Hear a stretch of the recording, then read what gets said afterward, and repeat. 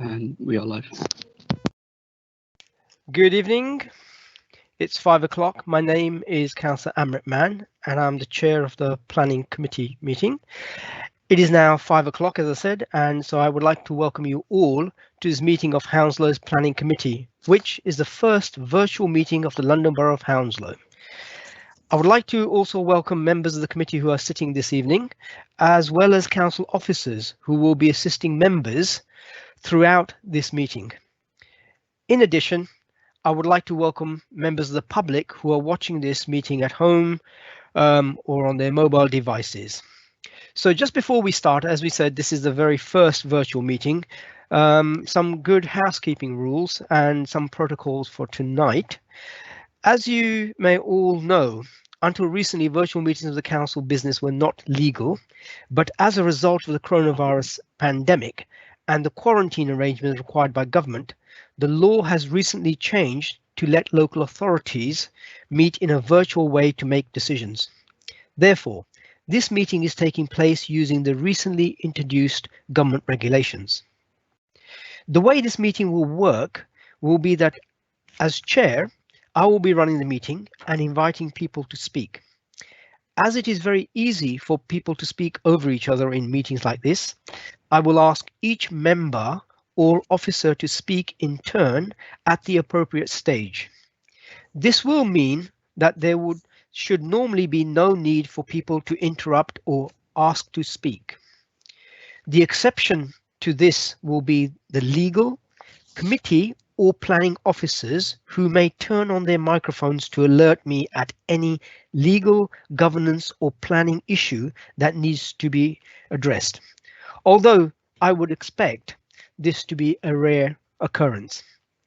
In addition, we have producer of the meeting who is our ICT department, who may also contact me if necessary, but I think this is unlikely if all goes well, and I hope it will all go well tonight. The etiquette for members of the committee and for planning officers who are expecting to speak will be to turn off your microphones until you're asked to speak. This means that only the cameras of the persons who is speaking will be seen on the screen, making it easier for all of us to follow the meeting and all those who are watching at home. I will also ask members always to say who they are when they're making a contribution and to speak slowly and clearly for the same reason. We have 6 members of the planning committee here with us this evening, and it is we who will be making the decisions. Officers of the council will provide assistance and advice as required, but the final decision will be made by the members. I would therefore like to introduce each of the members here tonight one by one. I will start. As I said, I am Cllr Amrit Mann, and I'm the chair of this committee. I'm also the ward councillor for Heston East Ward. Now, I ask or I invite Councillor Richard Foote to introduce himself. Hi, I'm Councillor Richard Foote. I'm Vice Chair of Planning and I am a councillor for Hamworth. Thank you, Richard. Can I ask now Councillor Ajmer Garwal to introduce herself? Hello, good evening. I'm Councillor Ajmer Garwal, councillor from Hounslow Central Ward. Thank you, Ajmer. Can I now invite Councillor Guy Lambert to introduce himself? Good evening. My name is Guy Lambert. I'm the councillor for Brentford Ward. Thank you, Guy. Can I ask finally to Councillor John Todd to introduce himself? Good evening. My name is John Todd. I'm a councillor for Chyzyk Homefield Ward. Thank you, John. Now let me introduce you to some of our officers. So I invite Sarah Scannell to introduce herself. Councillor, can we just introduce Councillor Shaheen? Oh, yes, sorry. My apologies. I do beg your pardon, Councillor Shaheen. Please do introduce yourself. Thank you, Chair. I'm Councillor Salman Shaheen, Councillor for Isleworth and Chair of the Isleworth and Brentford Area Forum. Thank you. Thank you. Right.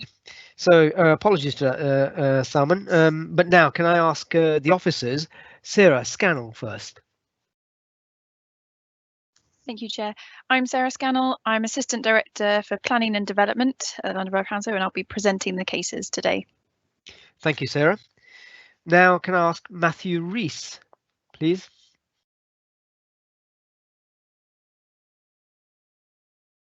Thank you, Chair. Good afternoon. My name is Matthew Rees. I'm the Head of Development Management. Thank you, Matthew. And now Kieran Cloughlin, please. Thank you, Chair. My name is Kieran Coughlin and I'm a Transport Officer at the Council.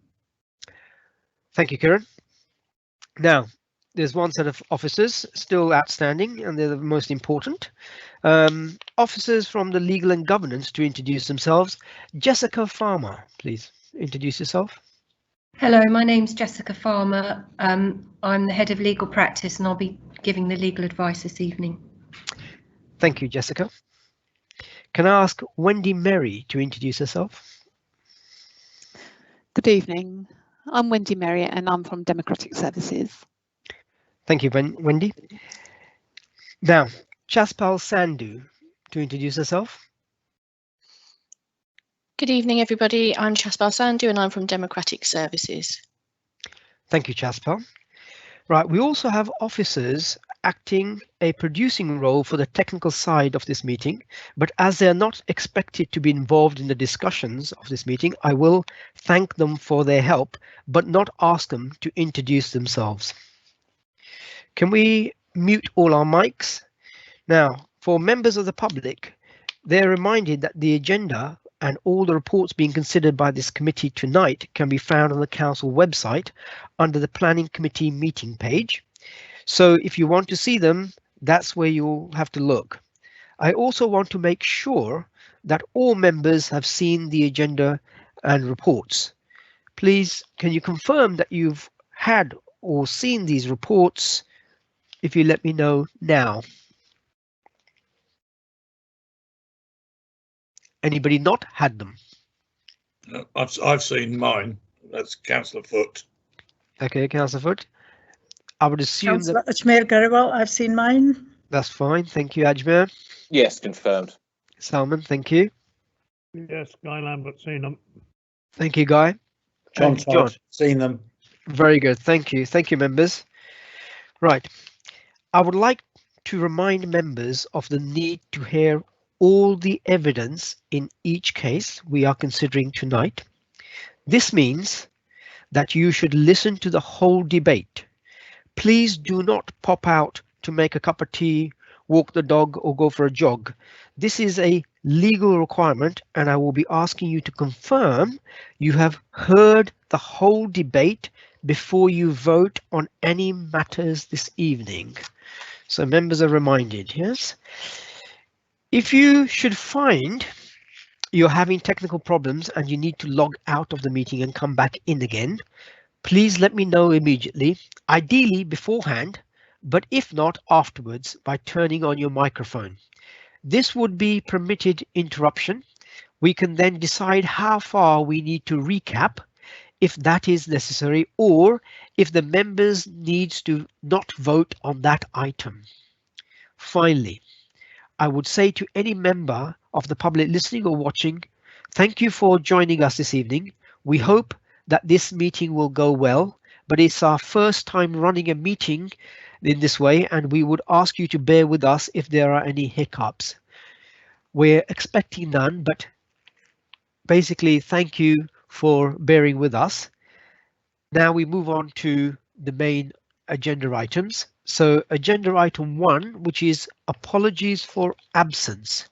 Now, we usually have a much larger number of members sitting on this planning committee, but for virtual meetings, we have concluded it is much better to have a smaller number of members. So apart from me and Councillor Foote as Vice Chair, other members of the planning committee will be attending virtual meetings on a rota basis in accordance with political proportionality. This does not mean that those members who are not here this evening are absent or need to send apologies, as they will not be marked down on attendance lists maintained by the council. So I can see that we haven't had any apologies and we are quorate, so we will proceed to item 2, which is declaration of interest under the Town Planning Code of Guidance or any other communication from members. So does any member now need to make a declaration or give any other communication? Please speak now if you wish to do so. If there is more than one person, I will give the order in which you can speak. So members, any declarations? Yes, Councillor John Todd. I wish to declare that item 4 is in Dukes Meadows in Chyzyk, and I am a member of the Dukes Meadow Project Board. Right. Okay. So can I just bring in Jessica, please, because that was the bit where I wanted some information in regards to your interest, whether you are able to vote on that item or whether you have to opt out. Jessica. So Councillor Todd, my understanding is that that's a council appointment, a council board, and that it's not a pecuniary interest. It's not for profit, or you're not paid to attend that. Is that correct? That's fine. And so therefore it's not pecuniary interest and you may stay and vote. Thank you, Jessica, for that clarification. Councillor Todd, you're able to vote on that? I confirm I agree with Jessica. Thank you. Okay, thank you. Let's move on. So we're on to agenda item 3, which is the minutes. And this is the minutes of the last meeting. We now come on to minutes, which is the meeting on the 5th of March, which is 2020. So that's a few months ago now. I intend to do both corrections for accuracy and matters arising together. May I ask members if they have any corrections that they wish to propose? Let me go through them by page. So page 1, page 2, page 3, page 4, and page 5.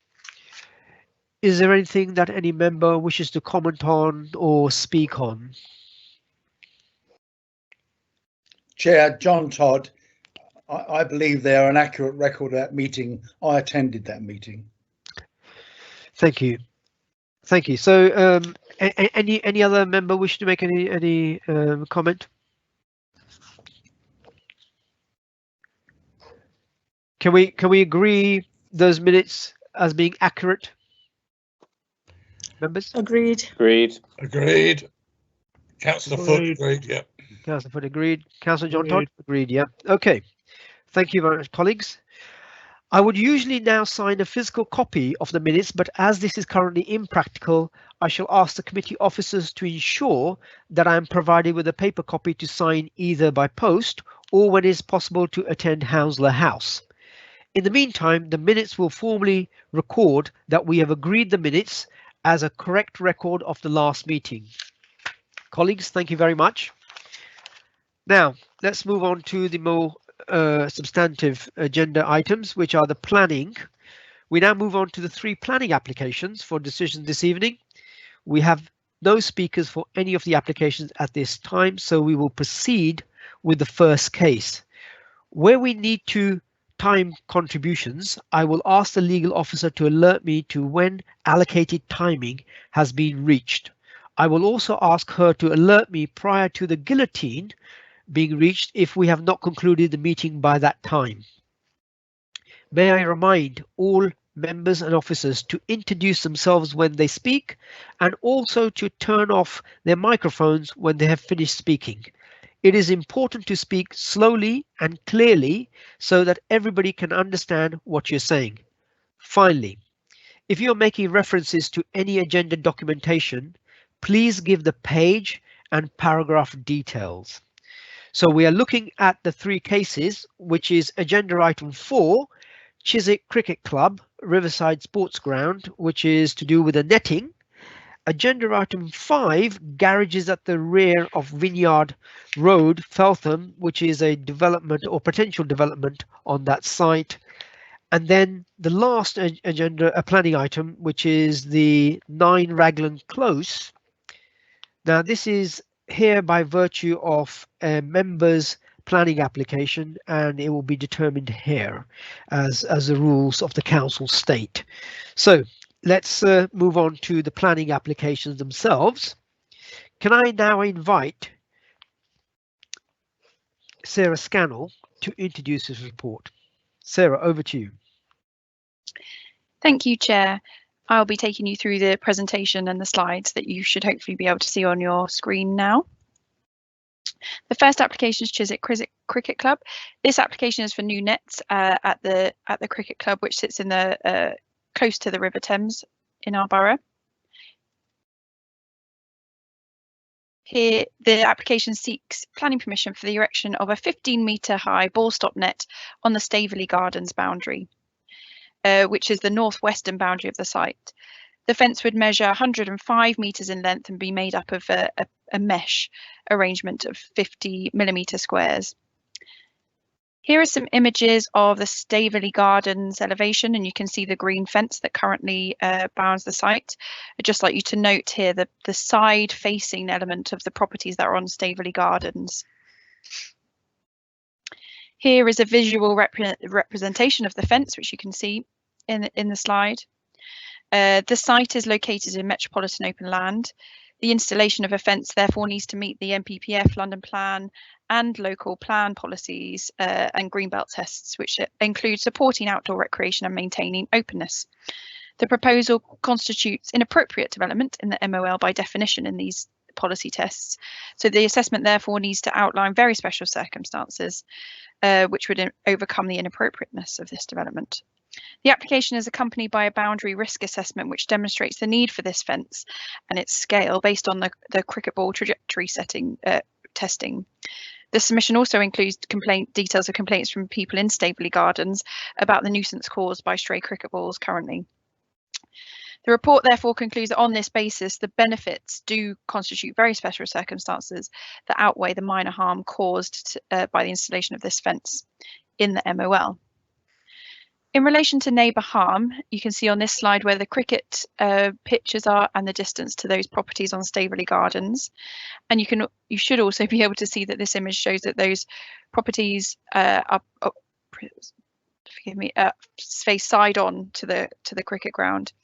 Whilst it is a substantial fence, it has been designed to be as lightweight as possible and would safeguard these properties from nuisance of flying balls. There's a condition that the fence would be green, or the netting would be green, further minimising the visual effect and intrusion of the fence. The proposal wouldn't alter the existing transport arrangements for the site or intensity of use. Here's another image just showing the exact scale and image of how that fence would work. And here, this isn't Staveley Gardens, but here's an image of a similar fence that's been erected somewhere else. I'll go back to this one. We've had 2 objections received to the submission, and that relates to the scale of the netting. And as I've outlined, officers have carefully considered those objections and the details that were submitted in support of the scheme, and concluded that the netting does demonstrate a safety feature which is a positive contribution to the area. Therefore, officers are recommending approval subject to those conditions which are outlined in the report. Thank you. Thank you, Sarah.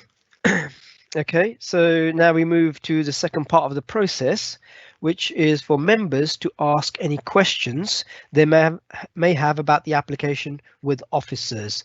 I intend to do this by going down the line of members alphabetically, one by one, and ending with myself. So, Councillor Richard Foote, I invite you for any questions or comment to the officer. No, I have no comments at this stage, Chair. Thank you, Richard. Can I now invite Councillor Ajmer Garawal? Thank you. I just wanted to know, Sarah, are there any trees which are going to be lost when they put this fencing up? Because in one of the pictures, it does show on the corner that there are quite few trees and they look like mature trees. So will we lose any trees? Sarah? Thank you, Chair. No, there is no trees proposed to be lost as part of this proposal. Okay, do you have a supplementary, Ajmer? No, that's it. Thank you. Okay, thank you. Right, Councillor Guy Lambert. Hello. No questions or comments. Okay, thank you, Guy. Councillor Salman Shaheen. Councillor Shaheen here. Yes, just in light of your presentation, Sarah, and also the objections on the height. I mean, does it have to be that tall for safety, to provide the safety that it is required, or can it be lowered in height at all? From the pictures, it does look if your house is abutting it may be quite domineering over your house. Sarah. Thank you, Chair. Yeah, so we appreciate that the scale of the fence is quite something from what's there at the moment. The application is submitted with a supporting document which details the trajectory of the balls from the cricket net, and it demonstrates that this is the minimum height, and you'll see it is tapered off at each end where they have been able to make it lower. I think the saving grace here is that the Staveley Gardens properties are side on. So they don't have their windows that overlook this, and it will be, whilst this image that some of the images at the CGIs look like it's a dense, it will be green netting, so it's unlikely to be that kind of that wall of development that you might consider if we were talking about a 15-metre building, for example. So I think on balance, we've just given that evidence that they've submitted, it is the minimum height that would be suitable to provide the safety that's required from the net. Thank you, Sarah. Some very good cricket players at that cricket club. Right, can I ask now Councillor John Todd for his comments, please? Yeah, Chair, I have no questions. Okay, thank you, Councillor Todd. I myself have no comment to make at this moment, so we will go now into the debate of the application, whether members wish to ask any questions related to the debate or debate amongst themselves regarding this particular application. So I will again follow the same format, which is to ask Councillor Richard Foote for his comment for debate. No, I don't think so. I have. No, I was just trying to look and see which way round the ground itself was, but I think I'm right in thinking that it would be sideways on, so it would have to be a leg stroke that was likely to be going over the top of the boundary. Okay, very good, Richard, very good. Okay, let me move on to Councillor Ajmer Garawal. No, I have no comments, thank you. It was just the height I was worried about of the fencing, but Sarah's explained all that. Thank you. Okay, quite right. Thank you, Ajmer. Right, let me move on to Councillor Guy Lambert. Hello, Guy Lambert here. If I'm allowed to at this stage, I'd like to move the officer's recommendation. Okay, that's very good, Guy. Let me hold you off till I've gone through all the members and seek their comments and debate. So I know it's been moved, but let me go on to Councillor Salman Shaheen. Salman Shaheen here. No comment except to say I look forward to the day when cricket can once again be played on Chysyk's Green and Pleasant Fields. Oh, very good, very good. Okay, thank you, Salman. Councillor John Todd. Yeah, it's a very well-run club. Other than that, I have no comments. Okay, thank you, Councillor Todd. Right, okay, I for one don't have any issues with this planning application. It has been moved by Guy Lambert, so I would ask somebody to formally second this proposal, and then may I remind members that they should only vote if they've heard all the debate on this application. I will now go along the members one by one to ask you to confirm you have heard everything and to vote either for, against or abstain for the proposals that has been made. So let me ask for a seconder first before I run down. Can I have a seconder? I'll second, Chair. Councillor Foote. Thank you, Councillor Foote. Right, so we're moving to the vote. So Councillor Richard Foote. Yes, Chair, I've been here for the whole of the debate and I'm voting in favour of the proposal. Thank you, Councillor Foote. Okay, Councillor Ajmer Garawal, please. Yes, it's Councillor Ajmer Kariwal, and I confirm I've been here for the whole debate and heard it, and I vote for the recommendation. Okay, thank you. Councillor Guy Lambert. Yes, Guy Lambert here. I've been here for the whole debate and heard everything, and I vote in favour. Thank you, Guy. Councillor Salman Shaheen.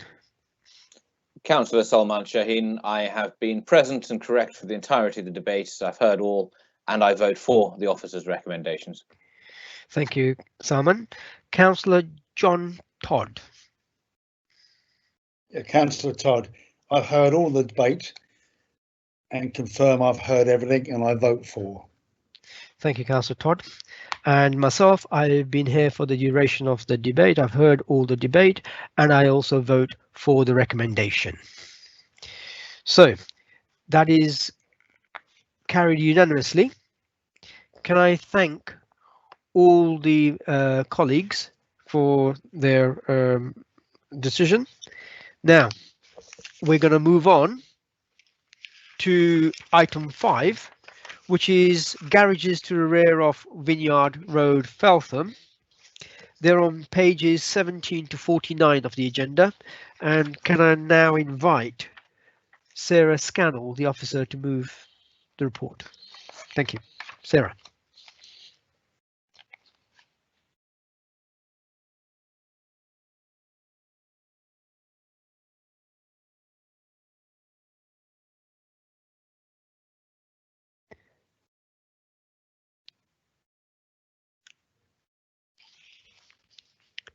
Hello. I think Sarah's just on mute. Oh, okay. Right. Can we get Sarah off mute? Can you hear me? Sarah, I can hear you. Lovely. Okay, sorry about that. So this is the application for the demolition of existing garages on site and the erection of a Part 3 story residential block containing 6 new homes. The application site is currently garages which are used for private storage, and the site is surrounded by residential properties in the form of 2- and 3-story buildings. The application confirms that these garages that are subject to this application are used for private storage and not car parking. However, a right of access exists over the site, which is outlined in red in this slide, to the site that's outlined in blue, which is garages which will continue to be used should this application come forward.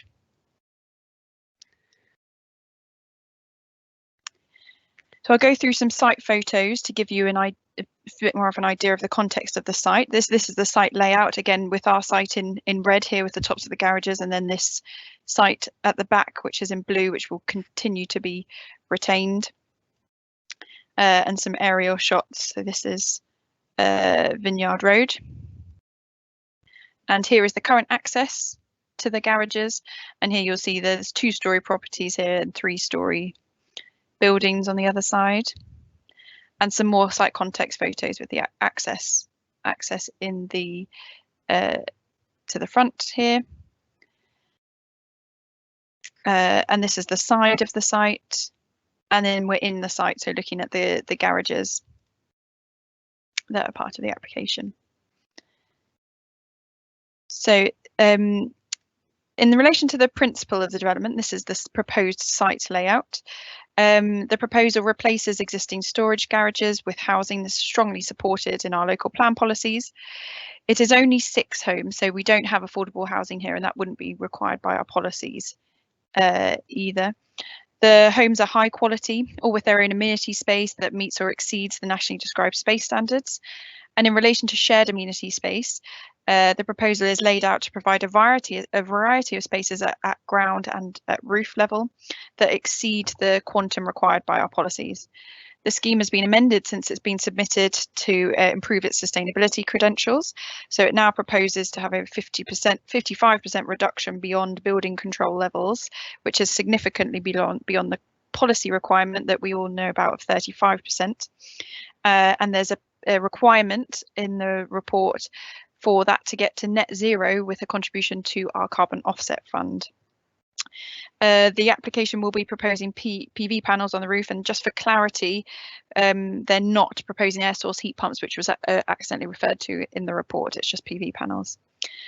The scheme has been designed to be in keeping with the general height of the surrounding buildings, with the 2- and 3-storey, and the brick finish would ensure that the proposals are a modern interpretation that would fit well with the character and appearance of the area. In relation to the impact on neighbours, there were 13 objections received, raising issues about the construction noise of the development, lack of affordable housing and car parking. There would be no harmful overlooking between neighbours, given the position of the building itself and the location of neighbouring windows. And the application was supported by a daylight and sunlight report, which outlines that the scheme would meet the BRE standards. In relation to transport, the scheme provides 4 car parking spaces for the 6 units, the 6 homes that are proposed here.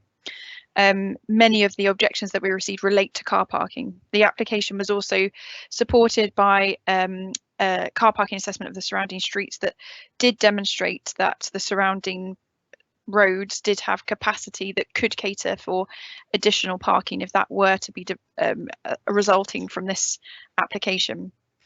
There are also conditions that relate to parking and refuse storage.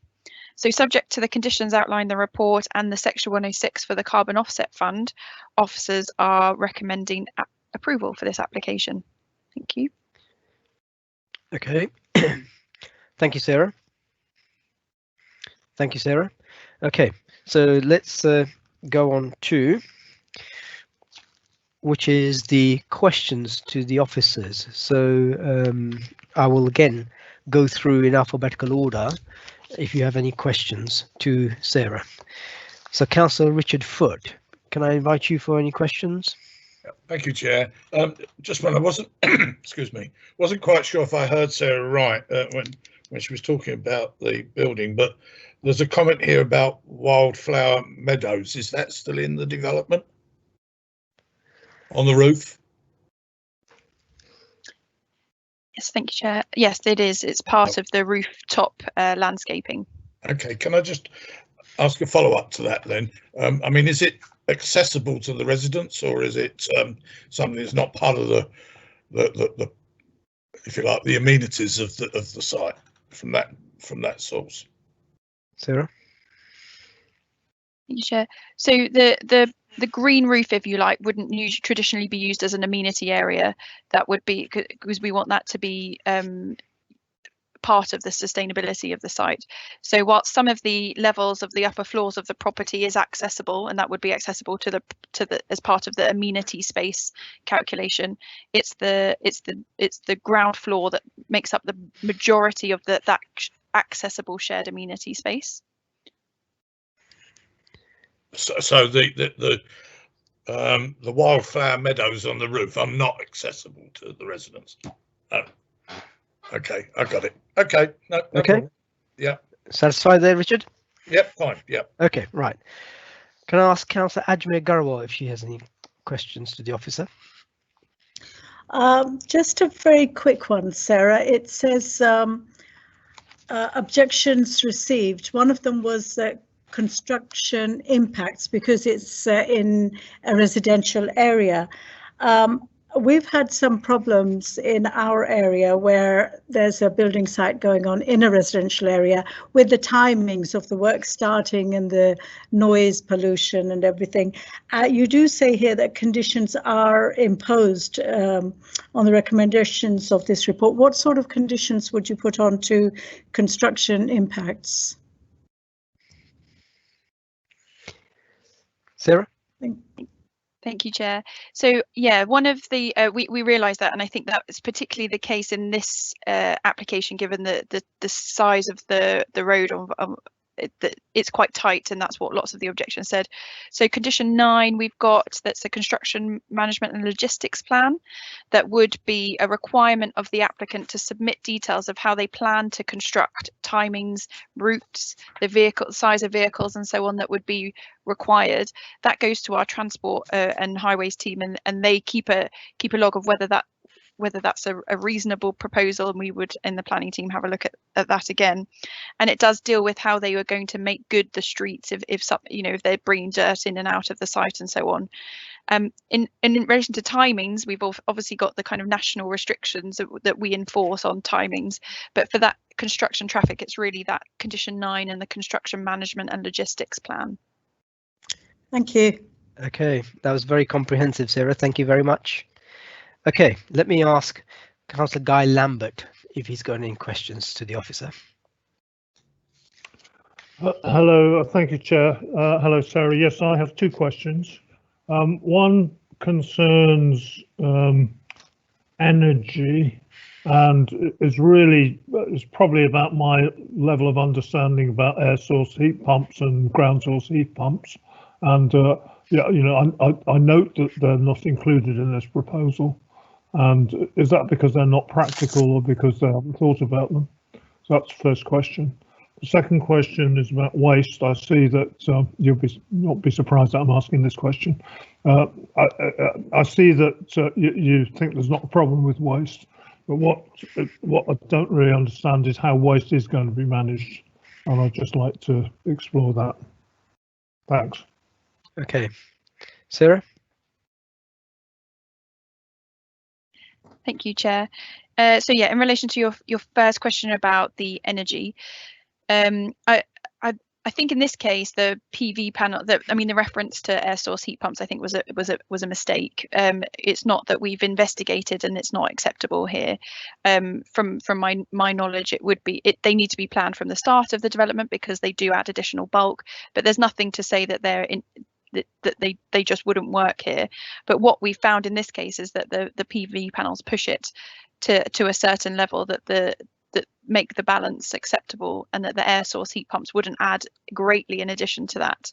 So we will I know that we will see more schemes coming forward with these air source heat pumps, but it's not that they weren't found suitable here.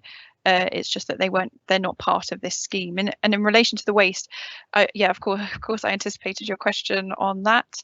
There is space in the site, so we've got the 2 issues. It's the access to the collection of the waste and the storage of it before it's being collected. So we've got that condition that seeks the details of the storage on site prior to anything happening.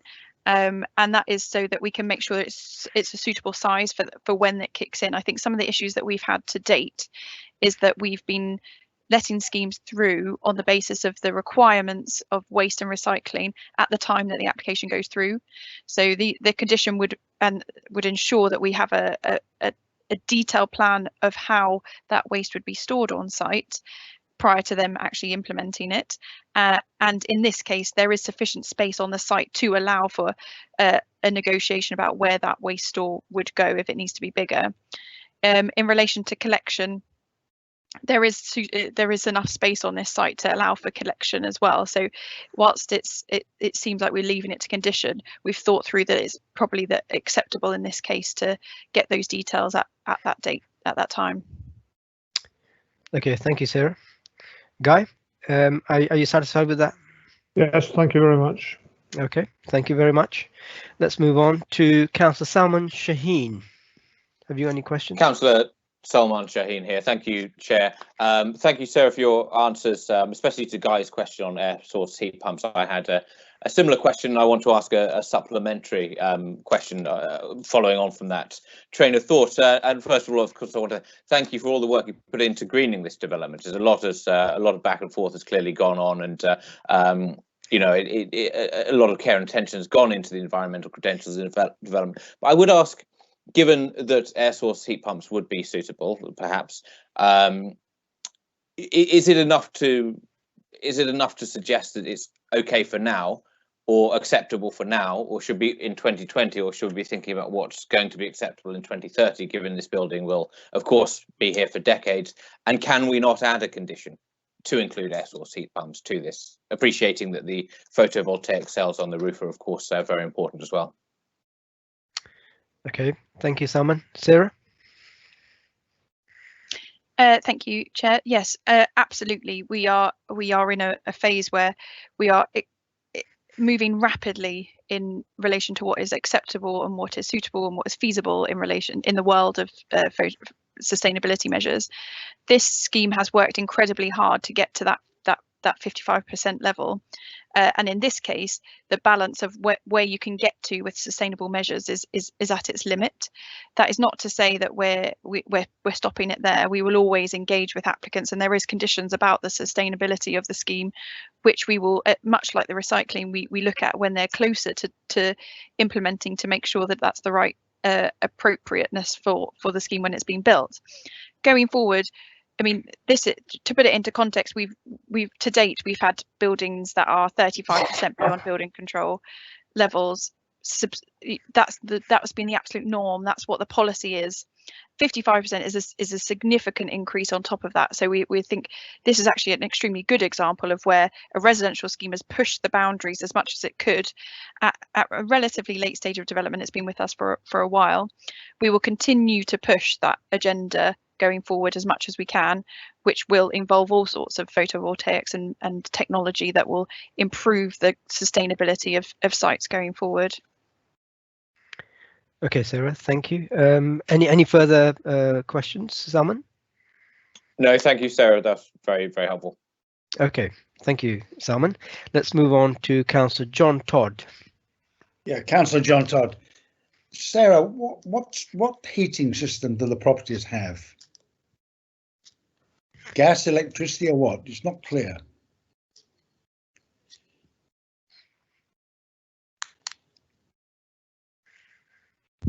Sarah?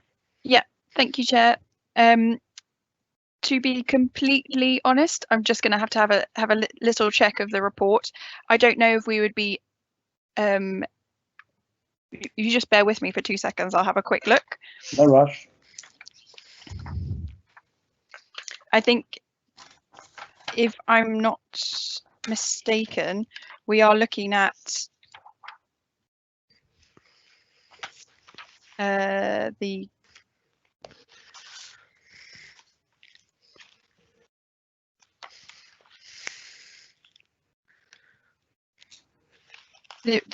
will be looking at gas boilers because it's within the hierarchy that's outlined in the London plan at the moment. So if you recall from where we were back a couple of months ago, looking at the criteria that we've got to that we've got in the London plan, which is our current policy for energy, the gas boilers are currently in the efficiency stakes part of that B lean, B green hierarchy that's in. Again, if there's a move to, we would be encouraging all applicants to move away from gas boilers, as I imagine the developers will, depending on when they build this out, and that can be catered for within the conditions that are put on the application. But I think, given that the policy context that it's been assessed against in the London plan criteria, it probably would be supporting gas boilers at this stage. Okay, thank you for that. I'm uncertain as to your answer. Given that we insisted on gas boilers for other properties at earlier meetings, is your argument that the new London plan, although outlined, isn't it being implemented, or more complex than that? Chair. It's a little bit more, well, it is a little bit more complex. So the schemes that we've had previously have been our council-owned schemes, where we've been pushing the agenda extremely hard. So we have been, and it's a very nuanced argument that we've had to balance. The London plan and our policy is currently slightly behind where we would like to be in our sustainability criteria. The way that it's set up is that it's all based on efficiency, which at the moment is using the efficiency criteria of gas boilers. So that's what most of what we're getting through is. That will change, and as the new London plan comes in, as our new policies come in, we will be looking to benefit electricity boilers over gas boilers, because we know what the future holds for those. But at the moment there is a slight lag. So we are pushing developers as much as we can to get the sustainability criteria better than building regs, which is in that old money, if you like, of gas boilers. But we are, as a council, we're demonstrating our council-owned schemes that we can go a step further than that. and take everything out to put to electric boilers, and I think we've agreed to that in some of our council owned schemes. But for these schemes, when we're assessing them against the current policies of the London Plan and our own policy, the hierarchy does benefit the gas boilers still. Okay, would you concede that the drag is because you're a bit slow in implementing or drafting policies? Thank you, Chair. I mean, the nature of planning policy is that they are a beast to develop.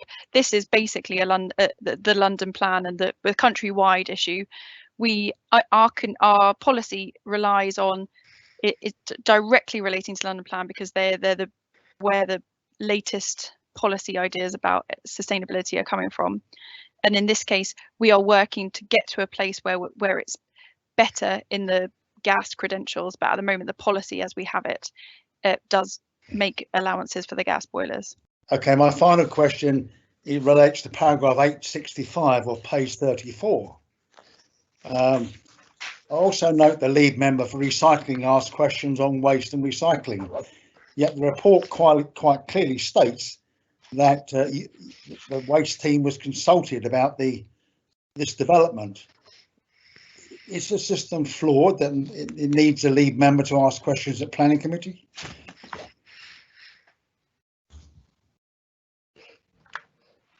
Sarah? No, I think, thank you, Chair. I think we consult a lot of people on every planning application, and it's understandable that everyone has their own requirements as part of looking at planning applications as well. Given what's been said in the report, I think it's quite right to understand and expand at committee what that waste and recycling arrangement might look like. Okay, thank you, Chair. Okay, John. Thank you. Thank you, Sarah. Okay, seeing as I'm the next speaker, probably haven't got a question for you, Sarah, but just in terms of some of the debate or sorry, discussion, it was really related to that we're providing a moral lead whilst the planning actual format follows on behind. So I think that's why some of the developers may not be doing what they're doing, but what we are asking them to do, we're doing ourselves. So I think we really providing a lead there. Okay, so that's the first part of our questions to the officer. Now we move on to the debate. So I'll invite members to make comments or debate on the application, and we'll do this in the same way as in the previous item, which is that I'm going to call you alphabetically. So the first one, Councillor Richard Foot, for the debate or comments. Richard? Thank you, Chair. Not really. I am familiar with the site, so pretty familiar. I've trumped it a few times in elections. But no, I have no further comments to make. Okay, thank you, Richard. Councillor Ajmer Garwal. Thank you, Councillor Ajmer Garwal. I have no comments, thank you. Okay, thank you, Ajmer.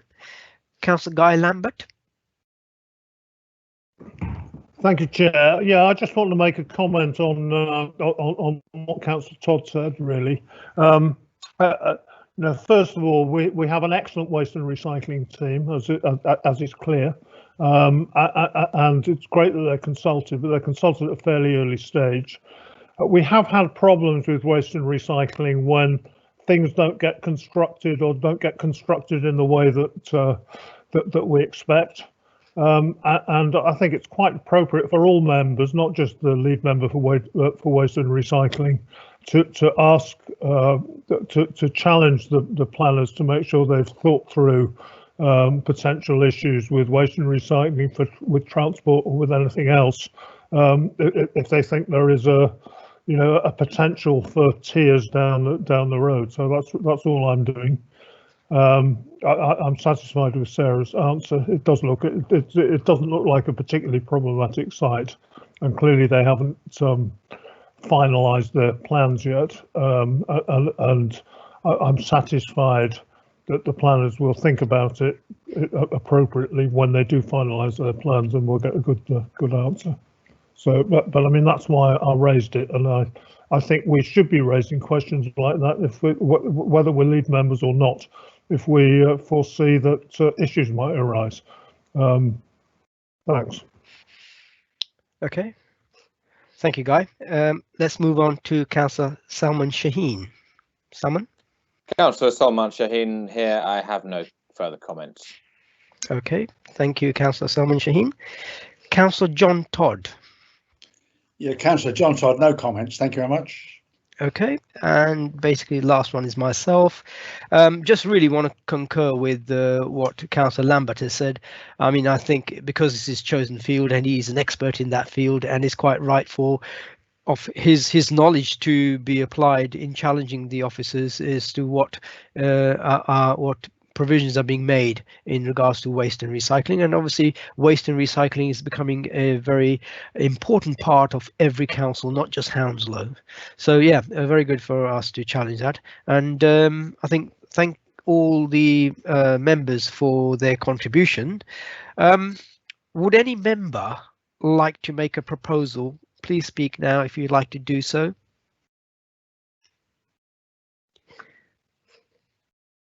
No? I propose we go along with the recommendation, Chair. So you're moving the officer's recommendation. Todd. John Todd, thank you. I'll second that, Chair. Councillor Ajmer Garewal. Right, Councillor Ajmer Garewal is seconded. Okay, so we now formally go into a proposed and seconded item. So we'll go to the vote. Again, can I remind members that they should only vote if they've heard all the debate on this application. I will now go along to the members one by one to ask and confirm that you've heard everything and to vote either for, against or abstain for the proposal as made. Okay, so can I ask Councillor Richard Foote? Thank you, Chair. Yes, I have been present and heard all of the debate, and I vote for the proposal. Thank you, Richard. Councillor Ajmer Garewal. Thank you, Councillor Ajmer Garewal. Confirm I've heard it all, been here all the time, and I vote for the proposal. Thank you, Ajmer. Councillor Guy Lambert. Hello, yes, Guy Lambert here, been here all the time, heard it all, vote for. Thank you. Councillor Salman Shaheen. Salman Shaheen, been here, seen it, heard it, bought the t-shirts. I vote for the proposal. Thank you, Councillor Salman Shaheen. Councillor John Todd. Yeah, Councillor John Todd, I've been present all the time, heard all the debate, and I vote for the proposal. Thank you, Councillor Todd. And myself, I've been here present, heard all the debate, and I'm also for the proposal. So with that in mind, nobody is against. This is a unanimous decision. So can I thank all my colleagues? And let's move on to the last planning item, which is item 6, 9 Raglan Close, which is here by virtue because it belongs to a council member, Councillor Ranjit Gill. So it has to be here due according to our rules and regulations. So can I ask Sarah to present this report, please? Thank you, Sarah. Thank you, Chair. So this application is for a single-storey rear extension, and as you said, it's presented to committee because it is an extension for a councillor. The property is an end of terrace building at the end of Raglan Close. I'll take you through some street images so you can familiarise yourself with it. This is a picture of the rear of the property with the arrow on the top of the property. And you'll note that it's end of terrace, but it's next to an area of parking. This is a picture of the side of the property with the area of parking to the left, the front of the property, and then the rear of the property is an existing conservatory, which will be demolished as part of this application, the rear garden, and then this is the side of the property taken from the parking area. So this is an image of the proposed plans. It's a single-storey rear extension that's laid out in an L shape. It measures 3 meters on the side with the neighbour and then extends to 4.5 meters, and that's along the boundary closest to the boundary with the car park. The proposal would be finished with a flat roof in materials that match the original building, so in brick. The proposal wouldn't harm neighbours' living conditions, given that it has that limited 3-metre depth on the boundary with the neighbour, and where it increases to 4.5 metres, it's next to that car park, so there wouldn't be any loss of neighbour amenity. Just a note, we've updated the wording of the equality section in the report. The conclusions don't change. We have given due regard to the equalities duties, and all that's left is to say that we're recommending approval subject to the conditions outlined in the report. Thank you. Okay, thank you, Sarah, for that presentation. We move to the second part of the process, which is for members to ask questions to the officers. So I intend to do this by going to each individual member alphabetically and ending with myself. So can I invite Councillor Richard Foote for any questions to Sarah regarding this application? Thank you, Chair. Yeah, I've just got a couple. I see in the notes that an earlier application for a rear single-storey extension was refused. Can you tell me what the difference is between that earlier one and this one? And the other question I was going to ask, is this the councillor's residence, or is it just a property he owns? Thank you, Chair. That's all my questions. Okay, Sarah. Thank you, Chair. Yes, so the previous refusals were for a much deeper extension, and it was found to harm neighbours' living conditions effectively. So this has been reduced, and that 3-metre depth on the boundary it really does remove any harm. Also, I think it was some time ago, and I'm not entirely sure who owned the property at that stage. And in relation to whether it's their main residence, I mean, I understand it is. But I don't really. It's not necessarily relevant for the planning decision. But the reason why it's here is because it's in their ownership. But my understanding is yes, they do live there. Okay, Richard. Any further questions? No, that's all, Chair. Okay, thank you. Can I now invite Councillor Ajmer Garwal? Thank you. Councillor Ajmer Garwal, I was going to ask exactly the same question Councillor Foote asked about the previous refusal, so no questions, thank you. Okay, thank you, Ajmer. Councillor Guy Lambert, any questions to Sarah? Thank you, Chair. No questions. Thank you, Guy. Can I ask Councillor Salman Shaheen? Councillor Salman Shaheen, no questions, Chair, and I'm glad to hear that Councillor Gill is not trotting off to a second home during the lockdown. Very good. We'll keep an eye on him. Okay, Councillor John Todd, any questions to Sarah? No questions, and the ownership of the property I find is an intrusive question. Okay, that be noted, but it shouldn't make any difference to the planning process. So okay, I have no particular questions to Sarah, so I will just now move on to the debate element, and I invite members for the debate or any comments they have on the application. And as I said, in the same way, I will go through alphabetically. So Councillor Richard Foote for any debate or comments. Thank you, Chair. No, I don't really have any debate, but I'll be quite happy to tell John at another occasion what is behind my question. Okay, well, we won't have any of that here. So quickly moving on to Councillor Ajmer Garwal. No comment, Chair. Thank you. Okay, fine. Thank you, Ajmer. Councillor Guy Lambert. No comment, Chair. Thank you. Thank you. Councillor Salman Shaheen. No comments, thanks, Chair. Okay, guys, we're going to have to slow down a bit because the camera's having to play catch up with us. So, Councillor John Todd.